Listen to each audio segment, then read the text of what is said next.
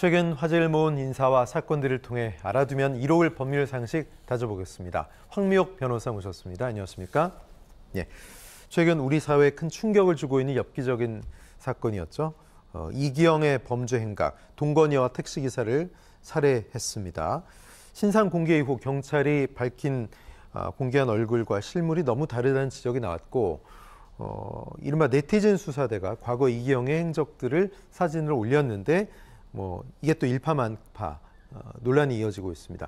이런 사진들을 퍼나르는 것이 법적으로 접촉이 되고 처벌을 받을 수 있다는데 사실입니까?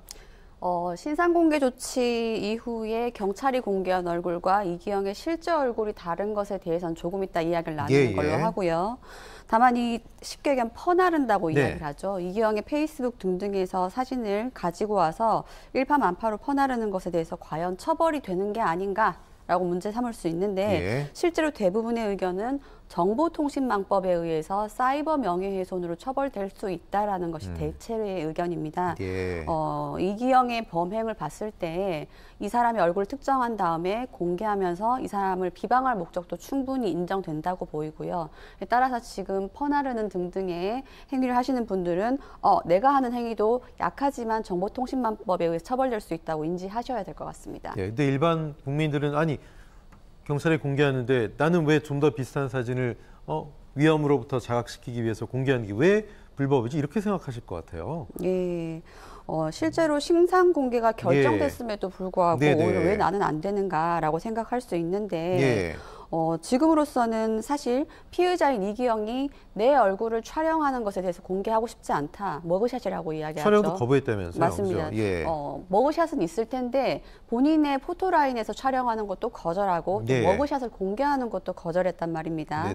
이런 상황에서 현행 경찰 수사공보규칙에 따르면은 피의자가 스스로 촬영을 거부한다거나 아니면 고개를 숙여버린다거나 머리카락으로 얼굴을 가려버리면 옆에 있는 경찰 수사관이 적극적으로 얼굴 보이도록 조치해서는 안 된다라고 이야기를 하고 있고요. 제재할 방법이 없는 거군요. 그렇죠. 그리고 실제로 경찰이 수사 목적으로 촬영한 머그샷이 있을 텐데도 불구하고 해당 머그샷도 피의자의 인권 보호라는 목적에 의해서 공개를 거부한다라고 피의자 본인이 밝히면 공개를 할 수도 없는 현실입니다. 그렇군요. 신상 공개 제도의 목적이 사실은 국민의 알 권리, 재범 방지, 또 범죄 예방인데 피의자는 지금 사진이 아닌 과거 증명사진 이렇게 되면 보정된 것도 있고 세월이 지나서 실물과 완전히 다른 모습도 있는데 이게 무슨 의미가 있을까? 이럴 거면 신상 공개 왜 하냐? 이런 이야기도 많이 나오고 있는데요.